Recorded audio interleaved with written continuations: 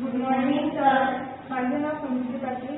आमच्या शाळेचे नाव पंचकुलाबाई हरणे विद्यालय अंजनगाव सुरजी. माझे नाव माहेश्वरी आवणकर. माझं नाव गायत्री पाटील. माझं नाव मनीष शेख. सर, आपण पाहतो की पावसाळ्यामध्ये नदीच्या पुलावरून पाणी वाहताना अनेक दुर्घटना होताना दिसतात. ही एक अत्यंत गंभीर समस्या आहे. विशेषतः ग्रामीण किंवा डोंगराळ भागामध्ये अशा परिस्थितीत पुलावरून प्रवास करताना अपघाताची शक्यता जास्त असते.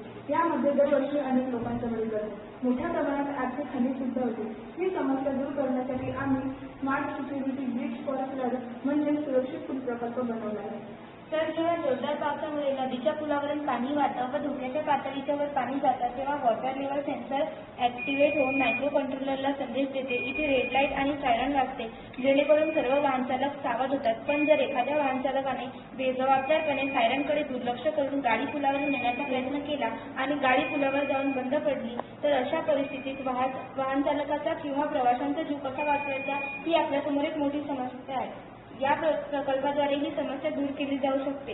अशा परिस्थितीमध्ये पुलावर टाकलेली metal sheet automatic sensor system मोडमध्ये येऊन 3 ते 4 फूट वर उचलली जाईल व गाडी सुरक्षितपणे पुलाच्या बाहेर येईल. अशा पद्धतीने आपण वाहन चालकाचा प्रवाशांचा जीव या प्रोजेक्टच्या माध्यमातून वाचवू शकतो.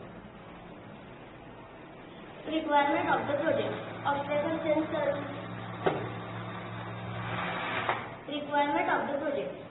Obstacle sensor, microcontroller, water level sensor, gear motor, indicator, LED indicator, gear rack, 12 volt SMPS, adapter, WPVC board, Arduino Uno, motor drive speaker.